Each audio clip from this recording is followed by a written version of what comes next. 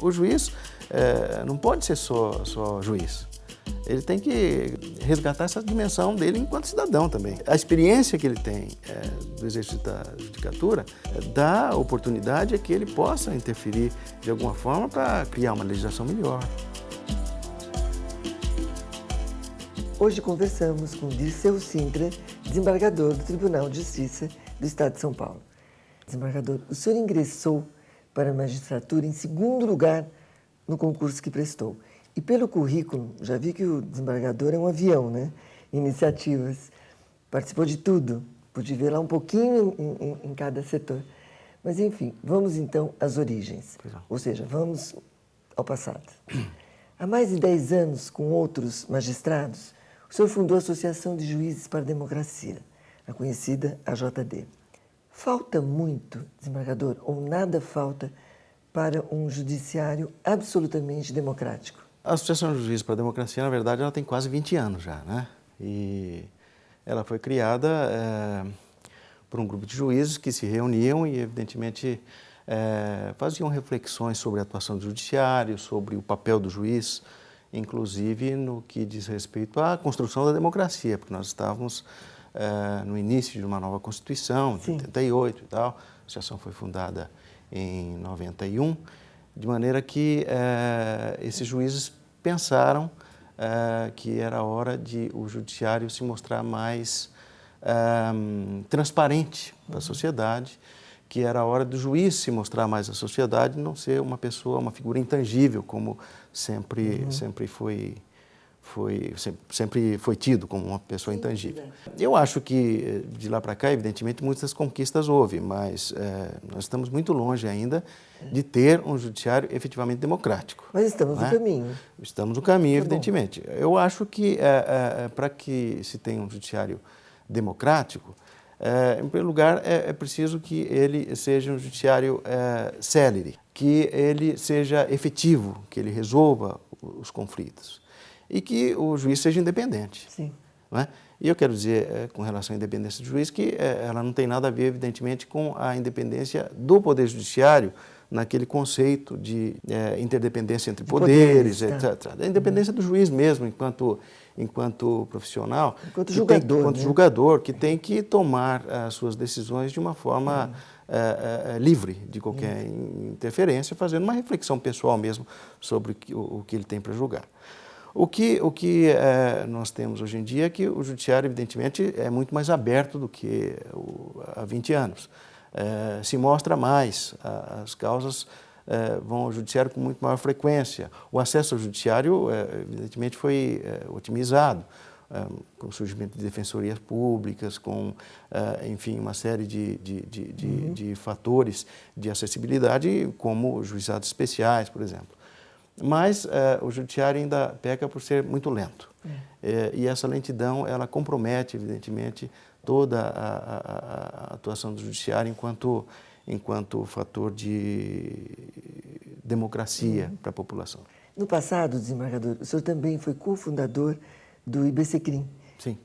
E integrou o grupo de trabalho, inclusive, na elaboração de propostas para a reforma da lei de execução penal. O desembargador acredita que o nosso país tenha hoje um exemplar modelo legislativo no âmbito da execução penal? Olha, a lei de execução penal, ela sempre foi tida como uma lei modelo, quer dizer, um modelo de uma legislação moderna, uma legislação bem feita, uma legislação bem pensada e tal, etc. O problema é a realidade, não é? O problema é que essa lei não foi implementada, que tudo que essa lei exige em termos de equipamentos não existe. É um pouco utópica, então? É utópica, porque não é que a lei seja utópica, é que falta investimento firme dos governos, de forma geral, no sentido de criar esse sistema que advém da legislação, né? Há poucos dias ainda, o ministro César Peluso observou que o nosso sistema penitenciário é um sistema que ainda contempla situações de masmorras medievais. Quer dizer, um desastre. É um desastre. Quer dizer, isso não confere com a lei. Nós temos, então, um sistema de fato mergulhado na ilegalidade. Porque as nossas prisões, a maioria delas, as condições de encarceramento, são condições que não conferem com a lei. Ou seja, impraticável. Exatamente. E quanto à nossa polícia? O senhor que fez parte do Conselho Consultivo da Ouvidoria da Polícia Civil. Há muitos anos. No Brasil, sim, mas fez. E sabia como era a polícia, né? Naquela época. No Brasil, o senhor acha que nós estamos precisando hoje, de fato, um novo modelo de polícia? Sim, isso não é de hoje que se vem falando no novo modelo de polícia, por diversos fatores, em especial dessa questão importante da unificação das polícias civil e militar. O senhor concorda? Acha que é importante? Concordo, acho que é importante, mas é uma coisa muito difícil. Uma coisa que já foi tentada por diversos... E por que é tão difícil, o senhor saberia dizer? Por causa das características que envolve cada uma das corporações, a polícia militar, a polícia civil de outro lado. Então, isso é sempre muito difícil mesmo, né? São duas instituições que foram concebidas de uma forma completamente diferente, e uni-las é um pouco difícil, mas é necessário, porque isso trará, evidentemente, ganhos para a segurança pública. E será que, a longo prazo, dá para a gente ter um pouco de esperança nisso? A gente não pode perder a esperança, né? Sempre tem que gente tentar, que né? pensa incessantemente nessas questões e eu acho que é possível, sim, pensar. Desembargador Dirceu Cintra, eu tenho uma pequena dúvida. A terapia da psicanálise é mais importante para o judiciário ou para a polícia? Ou, de repente, para todo mundo? Eu acho que para todo mundo. Anteontem eu estava lendo uma entrevista do Oscar Niemeyer, do alto dos seus 103 anos. Nossa, nem diga. Pois é, ele disse que ele periodicamente tem umas aulas lá, ele tem um ambiente de aulas no escritório dele, sobre as questões relacionadas com esse tsunami, essas coisas todas. Então ele fez uma observação interessante, que ele diz: o mundo está biruta. Né? Quer dizer, o mundo está biruta não é só por isso, o mundo está biruta por causa das revoltas todas, o mundo árabe, por causa das guerras, por causa, enfim. Nós estamos num mundo biruta, como disse o Oscar Niemeyer, e, portanto, nós temos que nos equilibrar de alguma forma, e eu acho que o equilíbrio passa por essa questão da psicanálise. Né? Passamos todos. Agora, veja, quem lida com questões de conflito, evidentemente, é pior ainda, precisa ter esse apoio. E a polícia, existem até iniciativas institucionais relacionadas com essa questão do apoio psíquico aos policiais, em razão de enfrentamentos, quando há morte, esse tipo de coisa. Mas isso não é só policial, acho que também o juiz precisa. Sim. E todos nós precisamos. Acho que todos nós, o senhor tem razão, todos nós. Desembargador, há quem diga que o consumidor é quem sustenta a rede da droga. E se há crime na droga, o consumidor é quem financia o crime. O senhor concorda? Não concordo. O consumidor, muitas vezes, é vítima desta situação da droga toda, né? Do tráfico de drogas. E eu não acho que se deva atribuir ao consumo essa responsabilidade toda. Não acho. Aliás, os adeptos da descriminalização do uso de entorpecentes, não sei, estão no caminho certo? O que o senhor pensa? Eu acho que é preciso haver uma flexibilização nessa legislação, não é?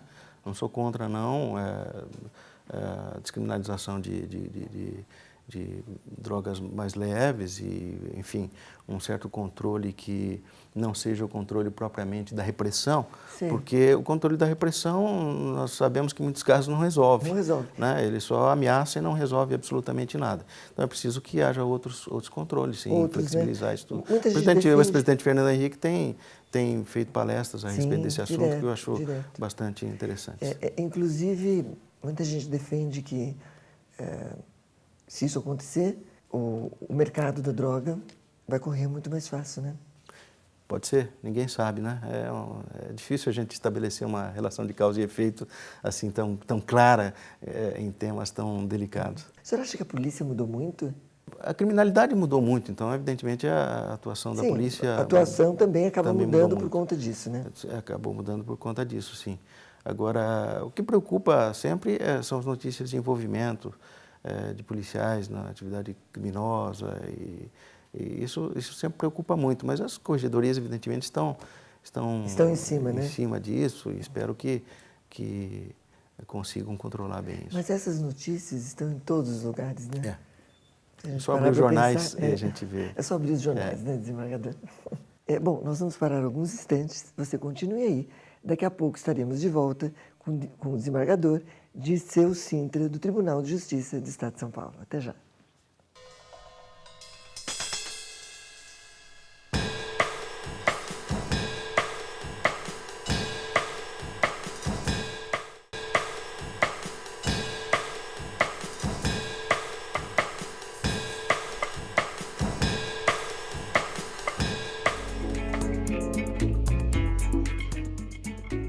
Confessa aqui para mim, vai. O senhor não tem saudades, não, da adrenalina de judicar no direito criminal? Não, não tem. Nenhuma, nenhumazinha. Não, não tem. Eu acho que adrenalina não é meu negócio, não.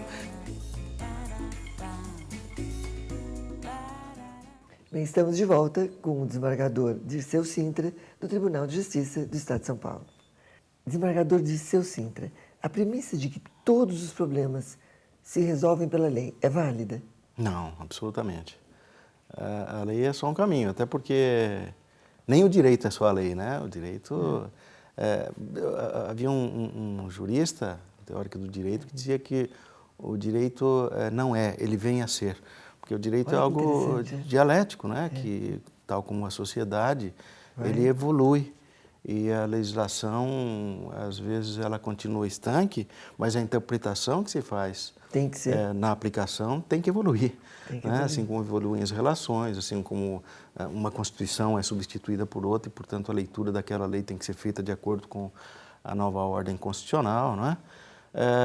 E, além disso, evidentemente, há muita coisa que não se resolve só com a lei. É preciso ter bom senso, é preciso ter um conhecimento interdisciplinar, o próprio caso, de análise do caso. Quer dizer, a lei é só, vamos dizer assim, uma direção.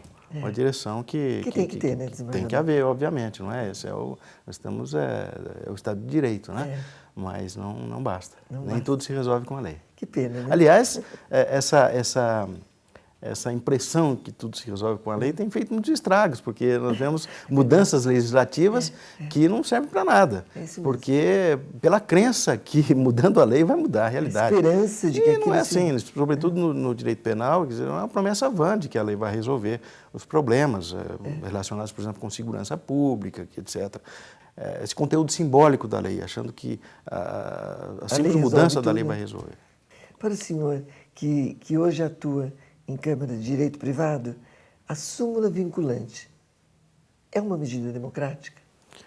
Não acho que seja.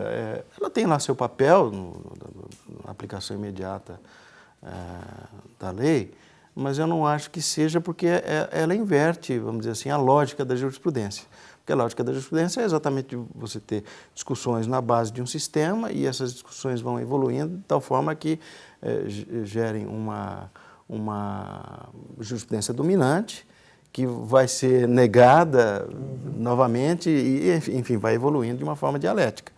E a súmula vinculante, muitas vezes, ela corta este processo, porque ela de cima para baixo, ela diz que tem que ser assim. Ela é fria, né? Ela é fria e diz que tem que ser assim. Quer dizer, ela tem um papel no julgamento imediato. Eu não digo que não deve ser pensado isso. Isso foi pensado, basicamente, para agilizar, sobretudo, os processos em Brasília, quer dizer, no Superior Tribunal de Justiça e no Supremo Tribunal Federal, na verdade. Porque, na base, tudo continua igual, vamos dizer assim, né? Quer dizer, as discussões se travam. E eu acho que a súmula vinculante não é uma coisa democrática para resolver os problemas de número de processos. Agora, será que ela é justa, desembargador? Será que é uma medida justa? Não sei, não dá para pensar sobre isso. Depende do teor da súmula, né? Há coisas que, evidentemente, há muitos e muitos anos já são pensadas e repensadas, e se tem posições a respeito daquele assunto, não adianta mais discutir. E eu acho que esse papel a súmula tem, de evitar que se gaste muita papelada, muita discussão, muito tempo para discutir um assunto que já está sentado. Então, a súmula tal diz isso e acabou o assunto. Né? Quer dizer, eu acho que, nesse sentido é válida, mas não creio que seja um instrumento democrático de... Dá para a gente pensar um pouco, né? Desembargador, vamos a um assunto bastante atual. Direitos humanos. O senhor acha que o Plano Nacional de Direitos Humanos do Brasil, se o senhor fosse fazer uma avaliação, podemos dizer que ele é médio, bom ou excelente? E o que estaria faltando? Vamos dizer que o plano seja excelente, mas o plano é um plano, quer dizer, o plano envolve... O plano é bom. O senhor atua também nessa seara, né? Sim. Isso... Aliás, onde que judiciário o senhor não atua? Conte para mim.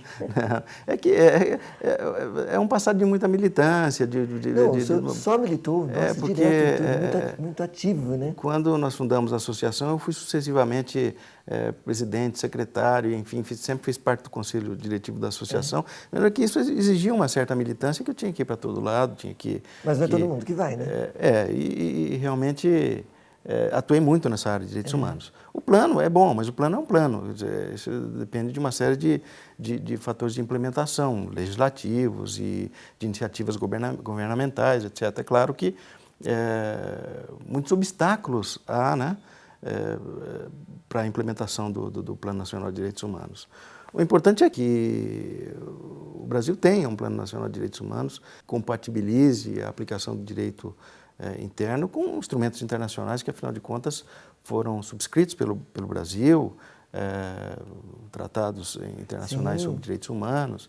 E, enfim, há muita discussão a respeito, há muita resistência, por exemplo, no tema de aborto, no tema da questão da homofobia, há muita resistência de igrejas, etc. Quer dizer, é difícil mesmo implementar. É difícil. É difícil, mas o senhor acha assim, que a performance brasileira nessa área tá boa? Assim, já esteve assim, pior, vamos dizer assim. Já esteve pior. Atualmente, eu acho que... Tirando as prisões um pouco. Está razoável. No aspecto, por exemplo, do direito penitenciário é péssimo, né? Quer dizer, não há nada de nenhum